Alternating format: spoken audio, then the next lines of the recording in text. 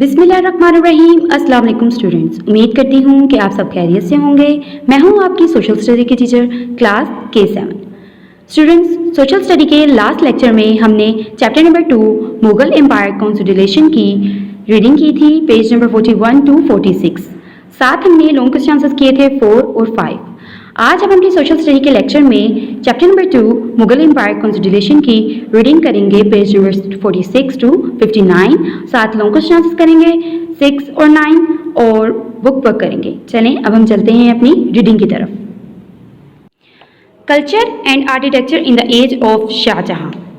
شاہ جہاں کے دور کی ثقافت اور فن تعمیر ہم آج پڑھیں گے۔ A short description of culture and architecture in شاہ جہاں area in given as under۔ شاہ جہاں کے دور میں ثقافت اور فن تعمیر کا مختصر خاکہ در ذیل ہے۔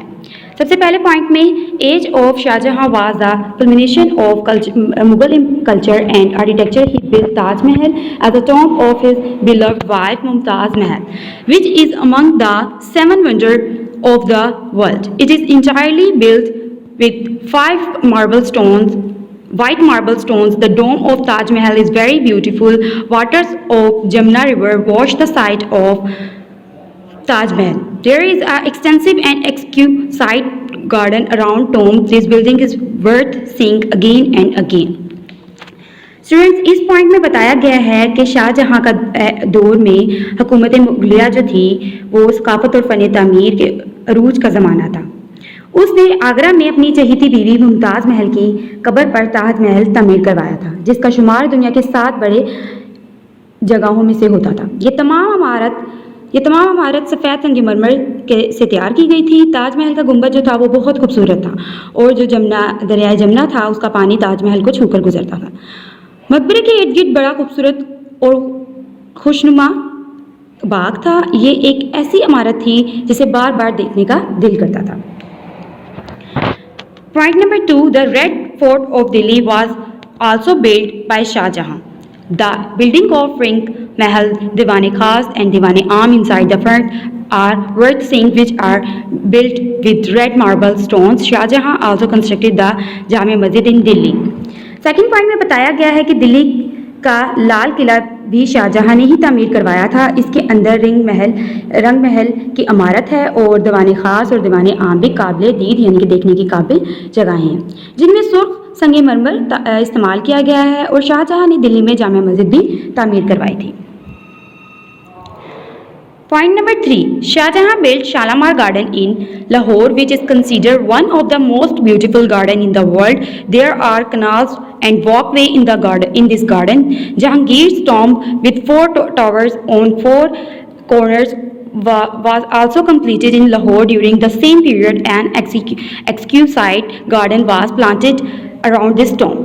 پوائنٹ نمبر 3 میں بتایا گیا ہے شاہ جہاں نے لاہور میں شالامار باغ تعمیر کروایا تھا، جس کا شمار دنیا کے خوبصورت باغوں میں سے ہوتا تھا۔ باغ کے اندر نہریں اور فوارے بھی لگوائے گئے تھے، اور لاہور میں اس دور میں جہانگیر کا مقبرہ بھی تیار کروایا تھا۔ اس کے کونوں پر 4 مینار بھی بنائے گئے تھے، اور مقبرے کے گرد خوبصورت باغ بھی بنوایا گیا تھا۔ Point number 4، very near to Jahangir's tomb lies the tomb of Noor Jahan brothers Asif Jahan. Its dome is of a bulb shape. Noor Jahan's tomb is also situated in Lahore and is a very airy place.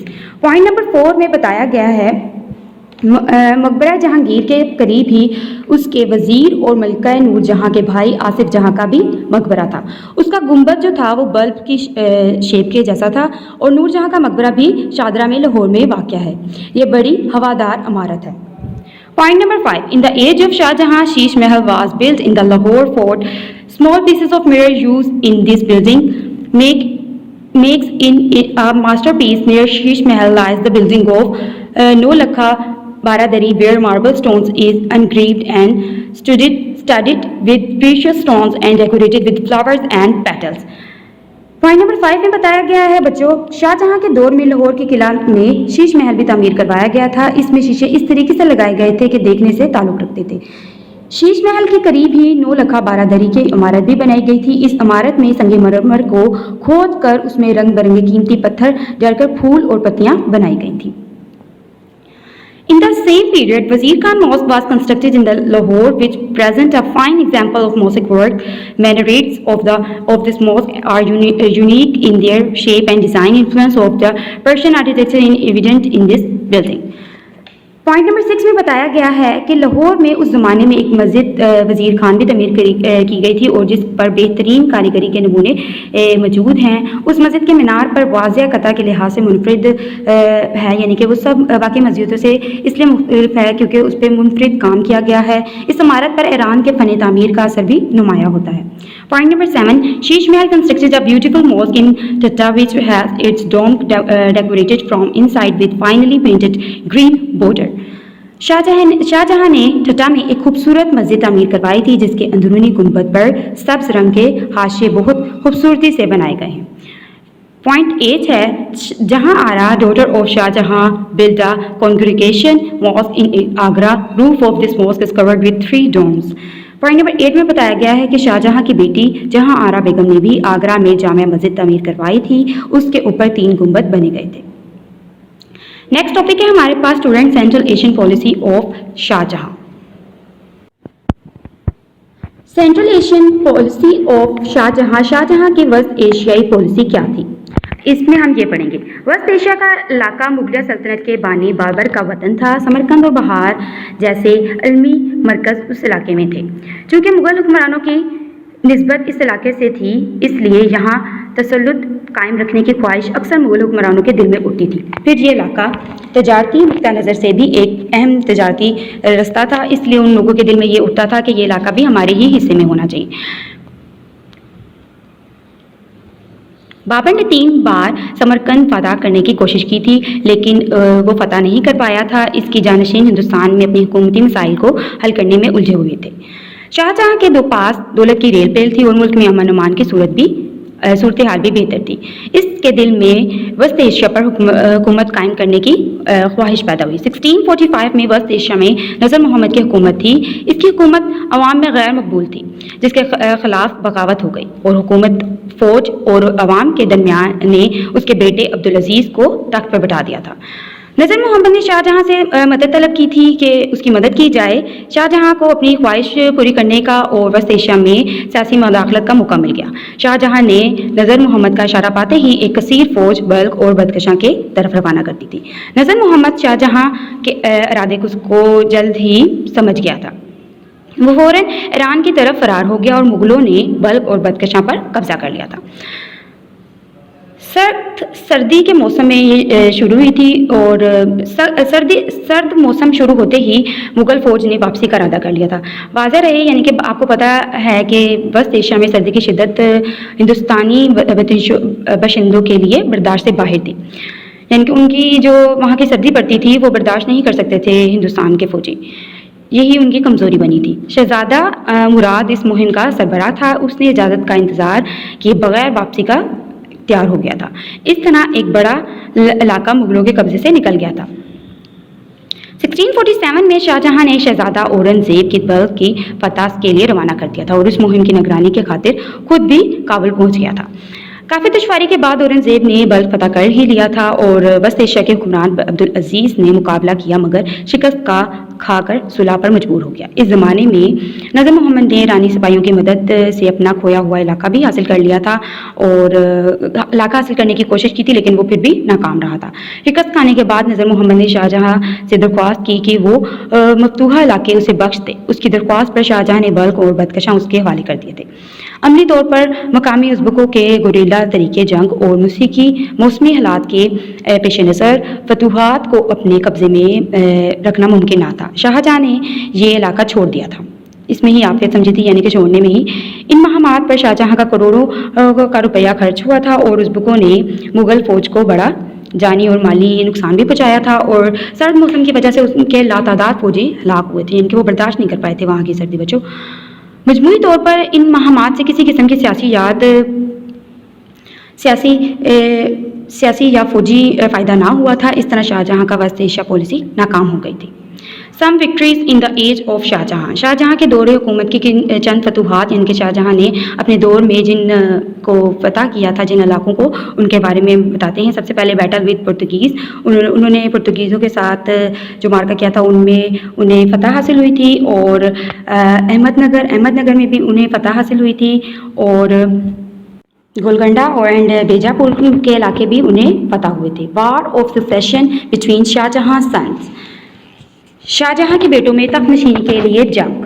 Shahjahan کے بیٹوں میں یعنی کہ جب تخت نشینی کی جنگ ہوئی تھی تو ان میں کیا معاملات ہوئے تھے، اب ہم وہ پڑھیں گے. سب سے پہلے ستمبر 1657 کو شاہجہاں کی علالت کا آغاز ہوا تھا. علالت یعنی کہ اس کی طبیعت 1657 میں خراب ہونا شروع ہو گئی تھی، اور علاج معالجے کے باوجود اس کی صحت روز بروز گرنے لگی تھی. یہ افواہ پھیل گئی تھی کہ بادشاہ کا انتقال ہو گیا ہے. اس وقت شاہجہاں کے 4 بیٹے زندہ تھے جن کے درمیان تخت نشینی کی جنگ شروع ہو گئی تھی. مغلوں میں اصول جانشینی کے زمن میں یہ سمجھا جاتا تھا کہ بادشاہ کا سب سے بڑا بیٹا ہی ولی عہد ہوگا، لیکن یہ آخری فیصلہ نہیں ہوتا تھا. سب سے پہلے اس کا سب سے بڑے بیٹے کا نام دارا شکو تھا، دوسرا اس کا بیٹا شجاع تھا، اور تیسرا اورنگزیب تھا اور مراد تھا. اب ہم ان کے سب کے بارے میں پڑھیں گے کہ انہوں نے تخت نشینی کے لیے کیا کیا اقدامات کیے تھے. سب سے پہلے ہم دارا شکا کے بارے میں پڑھیں گے. شاہجہاں نے اپنی زندگی میں ہی دارا شکو کو اپنی ولی عہد مقرر کر دیا تھا. یہ انتظامی صلاحیت اور عسکری قابلیت رکھتا تھا، یعنی کہ یہ اچھے سے سنبھال لیتا تھا ان دونوں کاموں کو. جو دوسرا بیٹا تھا اس کا شاہجہاں کا دوسرا بیٹا شجاع تھا. یہ بنگال کا گورنر تھا اور اپنی شخصیت کے اعتبار سے بہت سست پسند اور انتہائی صلاحیتوں سے عاری تھا، یعنی کہ یہ اتنا سکلز نہیں رکھتا تھا کہ یہ چلا سکے حکومت کو. اورنگزیب اس کا تیسرا بیٹا تھا، اور یہ مزاج اور سمجھ بوجھ کے اعتبار سے کافی بہتر شخص تھا. اس میں مستقل مزاجی اور سمجھداری جیسے اوصاف بھی شامل تھے. اس نے دکن میں نائب کی حیثیت سے اپنی انتظامی صلاحیتوں کا اچھا مظاہرہ بھی کیا تھا، اور شاہجہاں نے اسے دکن کا گورنر بھی مقرر کر دیا تھا. اس کا آخری بیٹا مراد تھا، شاہجہاں کا چوتھا بیٹا تھا، اور اس سے سیاسی اور انتظامی طور پر بھی بہتر شخص نہ تھا. وہ جلد باز تھا اور شاہجہاں نے اسے گجرات کا گورنر بنایا تھا. امپورٹنٹ ایونٹس پڑھیں گے. اس میں بھی ان چاروں نے تخت نشینی کے لیے جو اقدامات کیے تھے ان کے واقعات کے بارے میں آپ کو بتایا جائے گا. سب سے پہلے شاہجہاں کی جب بیماری کے زمانے میں دارا شکا دربار میں ہی موجود تھا. اس نے اپنے اقتدار کی راہ میں متوقع خطرات کا یعنی کہ جو اس کے بھائیوں کے لیے مشکلات پیش کی تھی اس نے تخت نشینی کے لیے، اس کے بارے میں ہم پڑھیں گے. سب سے پہلے دارا شکا نے آگرہ سے باہر جانے والے رستوں پر پہرے بٹھا دیے تھے، اور دارا شکا کا یہ حرکت اس کے بھائیوں کے لیے سخت پریشان ہو گئے تھے یہ حرکت سے، اور انہوں نے بھی حصول تخت کے لیے پیش قدمی کی تیاریاں شروع کر دی تھی. سب سے پہلے مراد نے گجرات میں اپنا بادشاہ ہونے کا اعلان کر دیا تھا، اور اس نے سورت کو دارالحکومت قرار دے دیا تھا، اور وہاں اپنا نام کے سکے بھی جاری کیے تھے، اور اس کے نام کے خطبے پڑھنا شروع ہو گئے تھے. خطبہ پڑھایا جانے لگا تھا. شجاع نے بنگال میں اپنی بادشاہت کا اعلان کر دیا تھا اور تاج پوشی کی رسم ادا کی تھی، اور ایک بڑا لشکر لے کر آگرہ کی طرف کوچ کیا تھا. اورنگزیب ان دونوں دکن میں موجود تھا. اس نے فوری کارروائی کرنے کے بجائے اپنی طاقت کو مزید مضبوط بنایا تھا. اس نے مراد کو بھی پیغام بھجوا دیا تھا کہ وہ جلد بازی سے کام نہ لیں، لیکن ان دونوں بھائیوں نے آپس میں طے کیا تھا کہ وہ دونوں مل کر اپنے بڑے بھائی کا مقابلہ کریں گے، اور کامیابی کی صورت میں مراد کو مال غنیمت کا 1/3 حصہ ملے گا، اور ساتھ پنجاب، کابل، کشمیر اور سندھ کی حکومت بھی ملے گی. باقی علاقوں پر اورنگزیب کا حق ہوگا. Beatles between brothers. بھائیوں کے درمیان جو مقابلے ہوئے تھے اب اس کے بارے میں ہم پڑھیں گے. سب سے پہلے فرسٹ بیٹل ہوئی تھی شجاع اور دارا شکا کے درمیان. دوسری بیٹل ہوئی تھی سیکنڈ بیٹل اورنگزیب اور مراد کے مشترکہ فوج تھی جو انہوں نے اپنے بڑے بھائی کے ساتھ انہوں نے مقابلہ کیا تھا. اور تیسرا مقابلہ ہوا تھا اورنگزیب اور مراد کے مشترکہ فوج نے دارا شکا کے ساتھ کیا تھا. چوتھا مقابلہ انہوں نے اورنگزیب اور شجاع کا مقابلہ کیا تھا، اور پانچواں مقابلہ اورنگزیب اور دارا شکا کا مقابلہ ہوا تھا. نیکسٹ ٹاپک ہے ہمارے پاس اسٹوڈنٹس ابو المظفر محی الدین اورنگزیب عالمگیر کے بارے میں ہم پڑھیں گے. اورنگزیب 1618 میں پیدا ہوا تھا. وہ شاہجہاں کا تیسرا بیٹا تھا. اورنگزیب کے بارے میں کیوں بتایا جا رہا ہے؟ کیونکہ اس نے ہی ان سب مقابلوں میں وہ جیتا تھا اور جانشین وہی ہوا تھا اس کا بیٹا. اورنگزیب کی ابتدائی تربیت میں بہت سے علماء اور اساتذہ کرام کا ہاتھ تھا. اسے عربی اور فارسی اور ترکی اور हिंदी ज़बान सिखाई गई थी। जंग में भी उसने महारत हासिल की थी और शाहजहां औरंगज़ेब की काबिलियत और समझ-बूझ का कायल था। यही वजह थी कि उसके दौरे हुकूमत में यानी कि जब वो जंग में जाता था तो औरंगज़ेब को अपने साथ लेकर जाता था। वो ज़ाती शख्सियत के एतबार से आला और मजबूत इरादे का मालिक था। इन्हीं खूबियों के बायस शाहजहां के बीमारी के दौर में जब तख्त नशीनी की जंग हुई थी, यानी कि जब मैंने आपको पहले बताया है सारा कि कैसे इन भाइयों में जंग हुई थी और उन्होंने क्या क्या इकदाम किए थे, उनमें कौन जीता था? औरंगज़ेब जीता था, कामयाब औरंगज़ेब हुआ था। उसने हिंदुस्तान का तख्त संभाला था और वो बादशाह के मनसब को एक मुकद्दस इमारत समझता था और तमाम अमूर के लिए अपने आप को अल्लाह ताला के सामने जवाबदेह समझता था। शाही खजाने को वो कौम की अमानत समझता था। अमूर सल्तनत के इंजाम दही में औरंगज़ेब बड़ा मेहनती और फ़र्ज शनास था। औरंगज़ेब हज़रत मुजाद्दिद अली सानी की तालीमात से मुतासिर हुआ था। इस वजह से उसने इस्लामी माशरे के क़याम के बारे में अहम इक़दाम किए थे। Different stages and problems in the age of Aurangzeb. Aurangzeb के दौर में जो हुकूमत जब आई थी तो उसे किन मसाइल का सामना करना पड़ा था, अब हम उनके बारे में पढ़ेंगे। सबसे पहले first period 1658 AD to 1581 AD during which Aurangzeb was busy in the settling issues of northern India। सबसे पहला दौर जो उसका था उसने 1658 से 1681 तक का, जिसमें औरंगज़ेब शुमाली हिंदुस्तान के मसाइल में मसरूफ़ रहा था। दूसरा सेकेंड पीरियड था उसका 1682 to 1707 when Aurangzeb was fully absorbed in the affairs of the northern India। दूसरा दौर जो था उसका 1682 से लेके 1707 तक का था और उस दौर में औरंगज़ेब की दिलचस्पी का मरकज़ जनूबी हिंदुस्तान में दक्कन का इलाका था। औरंगज़ेब के दौर हुकूमत में मुगलिया सल्तनत बहुत वसी हो गई थी और उस दौर में सियासी इंतशार बहुत ज़्यादा बढ़ गया था। इस वजह से मुसलसल इस इंतशार को ख़त्म करने के लिए उसकी यानी कि सारी तवज्जो उस पर सियासी इंतशार पर थी, इसलिए वो इंतज़ामी मामलात पर मुकम्मल तवज्जो नहीं दे सकता था और औरंगज़ेब के दौर में कुछ इलाकों पर कब्ज़ा किया गया था। सबसे पहले नॉर्थन इंडिया में उन्होंने शुमाली हिंदुस्तान में जो उसको मुश्किलात हुई थी, असम और जो बाहर के इलाके जो थे उनमें उसने कब्ज़ा किया, यानी कि अपने कब्ज़ा किया था उन पे और इन तीनों ने उसकी अतात कबूल कर ली थी। रिलेशनशिप विद राजपूतों से ताल्लुकात कायम किए थे। उसने इंसरेक्शंस ऑफ सिखों की औरंगज़ेब के ज़माने में सिखों ने पंजाब और कश्मीर को बहुत लूटमार यानी कि शुरू कर दी थी। उस पर शाही फ़ौज हरकत में आ गई थी और सिखों के कई मुकाबलों के शिकस्त के बाद आखिरकार सिखों ने औरंगज़ेब की इताअत कबूल कर ली थी। उसके बाद रिवॉल्ट्स ऑफ जटों ने भी बगावत की थी, लेकिन आखिरकार उन्हें शिकस्त ही हासिल हुई थी और उन्होंने औरंगज़ेब की इताअत की थी। नेक्स्ट जनूबी हिंदुस्तान में उसने अपने इक़दाम मसले शुरू हुए थे और उसने फिर उन पे अपना इक़दाम किए थे और फिर वो कामयाब हो गया था।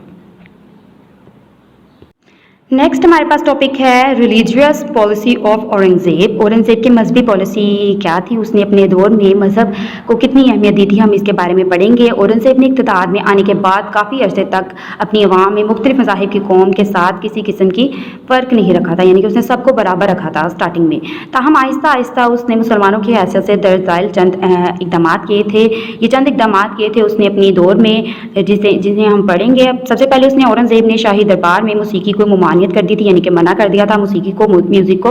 दूसरा उसने गैर मुस्लिमों पर एक टैक्स जुजिया नाफिज कर दिया था। जुजिया का नाफिज इससे पहले तकरीबन 1 सदी तक जारी ना रहा था। और फिर थर्ड उसने किया था तमाम बदनमान यानी कि जो बेईमान लोग थे उसको मुलाजमत से उसने उतार दिया था और अपने ईमानदार लोगों को इनके बिठाया था। भंग या शराब वगैरह की ममानियत कर दी थी। और ठीक है, 5th पॉइंट में अकबर के दौर से हर बादशाह हर रोज़ रोशनदान यानी कि दर्शन दिया करता था। इस रस्म को भी ख़त्म कर दिया गया था। और 6 पॉइंट है औरतों के मज़ार पर जाने पर उसने पाबंदी लगा दी थी। और 7 पॉइंट में उसने औरंगज़ेब ने एक मुहतसिब आदमी पर आला मकाम मुकर्रर किया था, यानी कि जो इस्लाम और दूसरे मज़ाहिब के बारे में लोगों के रवैयों और नज़रियात पर कड़ी नज़र रखता था। ये सब उसने इक़दाम किए थे स्टूडेंट्स। ठीक है, अब हम नेक्स्ट टॉपिक पढ़ते हैं, status of Aurangzeb in the history of the sub continent. बरसग़ीर पाक व हिंद की तारीख में औरंगज़ेब का मकाम। برصغیر پاک و ہند کی تاریخ میں اورنگزیب کو بہت اہم مقام حاصل تھا. وہ بچپن سے ہی بڑا ذہین, دیندار اور پرہیزگار تھا. وہ محنتی اور فرض شناس حکمران تھا. وہ حافظ قرآن بھی تھا اور اسلامی علوم پر اس کی بڑی گہری نظر تھی. اس نے اپنی نگرانی میں اس وقت کے علماء کریم سے فقہ کی ایک عظیم کتاب تیار کروائی تھی, جسے اس نے اپنی حکومت کا دستور بنا لیا تھا. اورنگزیب نے اپنے انتظامی سلطنت کی طرف بھرپور توجہ دی تھی. وہ بادشاہت کو اللہ تعالیٰ کی امانت سمجھتا تھا اور اس کو عقیدہ تھا کہ اگر بادشاہ اپنی ذمہ داریوں کو پورا نہیں کرتا تو قیامت کے دن اللہ تعالیٰ اس سے پوچھے گا. وہ عدل اور انصاف کا بہت خیال رکھتا تھا. اس کے دربار میں ملازموں اور فریادوں کو بلا روک ٹوک آنے کی اجازت تھی. اورنگزیب بادشاہ ہونے کے باوجود بڑے سادہ زندگی گزارتا تھا. اس نے اپنی ذات کے لیے سرکاری خزانے پر کبھی بوجھ نہ ڈالا تھا.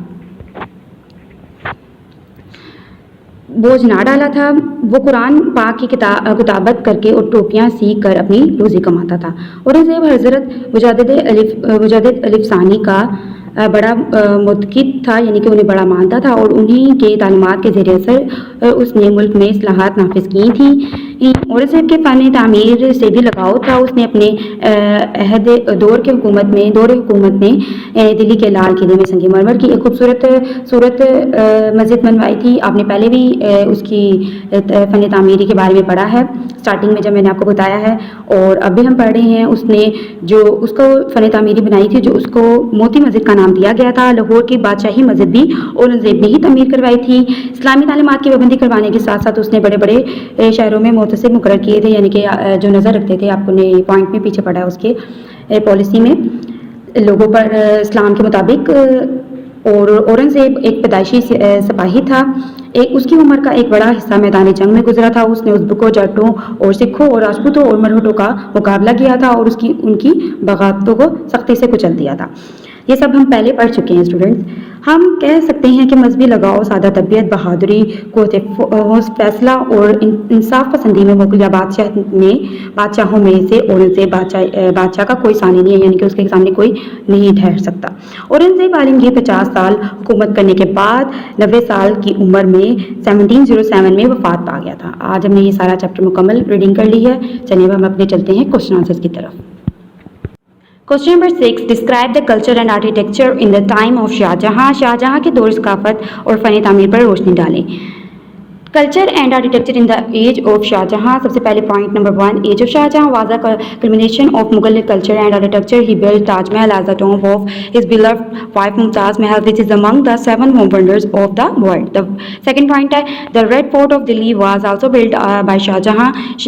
Shah Jahan also constructed the Jama Masjid in Delhi.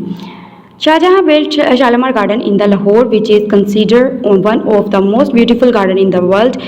Fourth point है, very near of to Jahangir's tomb lies the tomb of Noor Jahan's brother Asif Jahan.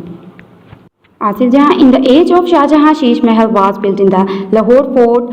Near Sheesh Mahal lies the building of Nolakha Baradari, where in the same period Wazir Khan Mosque was constructed in Lahore, which presents a fine example of mosque work. Seventh point है, Shah Jahan constructed a beautiful mosque in Thatta. Eighth point है, Jahan Ara, daughter of Shah Jahan, built a congregation mosque in Agra. Students question number 7 اور question number 8 آپ کے syllabus میں first term کے نہیں ہیں, آپ لوگوں نے کوشچنس نہیں کرنے. کوشچن نمبر 6 اور 9 آپ لوگوں نے ڈائریکٹ کرنے ہیں. کوشچن نمبر 9 اب ہم اسٹارٹ کرتے ہیں. Analyse the status of Aurangzeb in the history of the subcontinent. Hindustan کی تاریخ میں اورنگزیب کے مقام کا تجزیہ بیان کریں. Status of Aurangzeb in the history of the subcontinent. Aurangzeb has any important position in the history of the subcontinent. Since childhood, he was very intelligent, faithful, and virtuous person. Aurangzeb paid full attention to his administration. He held the kingship as an endowment from God. He was too cautious in the matter of justice. Oppressed peoples and petitioners were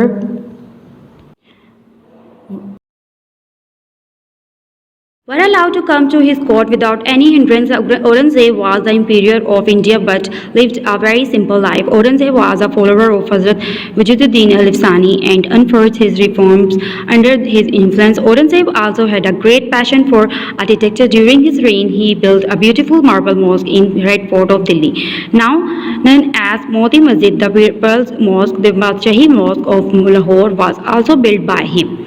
Aurangzeb was a born soldier. He spent the great part of his life in the battlefield. He fought his Uzbeks, Jats, Sikhs, Rajput and Marathas and suppressed many insurrections. We can say that the passion for faith, bravery, hard work, decision-making power and love for justice, he had no equal to him among Mughal emperors. Aurangzeb Alamgir died in 1707 at the age of 90 after ruler for 50 years. Student यहाँ पे हमारे questions मुकम्मल होते हैं. अब हम चलते हैं अपनी बुक की तरफ. Exercise part 1. There are 4 options for each question. Tick the correct one. मैं आप लोगों को सही जवाब बताऊंगी, आप लोगों ने उसी पे टिक कर लेना है. सबसे पहले from 1682 to 1707 AD Aurangzeb was fully observed in Deccan. 1682 से लेकर 1707 तक औरंगजेब की दिलचस्पी का मरकज क्या रहा था? दक्कन का इलाका रहा था. After the death of Nasruddin Humayun in 1556 who was crowned as king. कौन किंग रहा था? अकबर. अकबर ने की जानशीनी हुई थी. 1556 में नसरुद्दीन हुमायूं के इंतकाल के बाद किसकी तख्त नशीनी की रस्म हुई थी? अदा हुई थी? अकबर की हुई थी. Second battle of Panipat was fort. Panipat की दूसरी जंग कब लड़ी गई थी? 1556 AD में.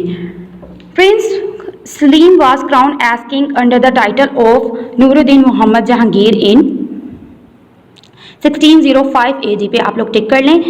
शहजादा सलीम नूरुद्दीन मोहम्मद जहांगीर के लक़ब से किस साल तख्त नशीन हुआ था? 1605 में हुआ था.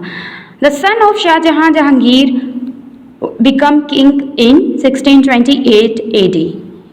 जहांगीर का बेटा शाहजहां किस सन में बादशाह बना था? 1628 AD में. अब हम चलते हैं फिलिंग द ब्लैंक्स की तरफ. Fill in the blanks according to the original text. Jahangir was born in Dash at Fatehpur Sikri 1569 AD. आप लिख लें जहांगीर 1569 फतेहपुर सिकरी में पैदा हुआ था. सेकंड है Aurangzeb dash all kind of music in royal court. Blank में आएगा बैंड. औरंगजेब ने शाही दरबार में मौसीकी की ममानियत कर दी थी. थर्ड है एंस्टर्स of Noor Jahan come from dash. यहाँ पे डैश आप लोगों को लिखी हुई है पर्शिया. पर्शिया के नीचे आप लोग फिलिंग द ब्लैंक्स खुद बना लें और फिलिंग द ब्लैंक्स में आपने जो आगे के बना है उसमें कुछ नहीं लिखना. मलका नूरजहां के बावजूद पर्शिया से ताल्लुक़ रखते थे. Fourth, Mughal एम्पीरियर Akbar took control of Ambar Jaipur in dash 1562 AD. आप लोग लिख लें फिलिंग द ब्लैंक्स में. अंबर जयपुर का इलाका 1562 AD में मुगल बादशाह अकबर की सल्तनत में आया था. शाहजहां डाइड इन शाहजहां का इंतकाल कब हुआ था? 1666 AD में. ठीक है, चलें अब हम चलते हैं ट्रू फॉल्स की तरफ. Make the right answer with true and wrong answer with false. ठीक है, सबसे पहले है Aurangzeb lived in very simple life. Aurangzeb बादशाह होने के बावजूद बड़ी सादा जिंदगी गुजारता था. सही है, इस पे ट्रू लगा दें. उसके बाद Shahjahan had appointed Shuja his hair apparent while he was alive. Shahjahan ने अपनी ज़िंदगी में ही शुजा को अपना वली अहद मुकर्रर कर दिया था. गलत है, शुजा को नहीं किया था, उसने अपने बड़े बेटे को किया था. Noor Jahan died in 1655 AD. गलत, नूरजहां 1666 AD में मरी थी. ऊपर भी आप लोगों को बताया है वो शाहजहां थी, ये नूरजहां है. नूरजहां 1655 AD में नहीं मरी थी. Regain of Shahjahan is considered the golden period of Mughal rule. True. Shahjahan का दौरे हुकूमत मुगलिया दौर का सुनहरी ज़माना कहलाता है. Second battle of Panipat was fort in 1556 AD. True. Match column A with B and write down the correct answer in columns. Columns को आपने मैच करना है. सबसे पहले जलालुद्दीन अकबर 1 को आप 3 के साथ मैच करेंगे. Was born in 1542 AD. ठीक है, जलालुद्दीन अकबर कब पैदा हुआ था? 1542 में पैदा हुआ था. जहांगीर सेकंड को आप 4th के साथ मैच करेंगे. Born in 1569 AD eight Fatehpur Sikri. Third है पुर्तगीज वाज आर. 5th के साथ मैच करेंगे. Are the people of Portugal. ठीक है. 4th है इन 1682 AD मुगल आर्मी. ठीक है, 4th को आप मैच करेंगे 2nd के साथ اور 5th کو اورنگزیب کو فرسٹ کے ساتھ میچ کریں گے. اس طرح آپ لوگوں نے میچنگ کرنی ہے جس طرح آپ لوگوں کو نظر آ رہی ہے. یہاں پر یہ چیپٹر مکمل ہوتا ہے. اسٹوڈینٹس آپ لوگوں کو آج ہسٹری کا chapter number 2 Mughal empire consolidation complete کروا دیا گیا ہے. آپ لوگوں نے اپنی نیٹ کاپیز پہ اپنا نیٹ کام کرنا ہے نیٹ وے میں, اور آپ لوگوں نے یاد سے کوسچن نمبر 7 اور کوسچن نمبر 8 نہیں کرنا, وہ اسکپ ہے, وہ فرسٹ ٹرم کے سلیبس میں ہمارا انکلوڈ نہیں ہے. آج آپ کو جتنا بھی کام کروایا آپ نے اپنی نیٹ کاپیز پہ نیٹ وے میں رائٹ ڈاؤن کرنا ہے اور ساتھ اچھے سے لرن بھی کرنا ہے. امید کرتی ہوں کہ آپ کو آج کا لیکچر سمجھ آیا ہوگا. اللہ حافظ.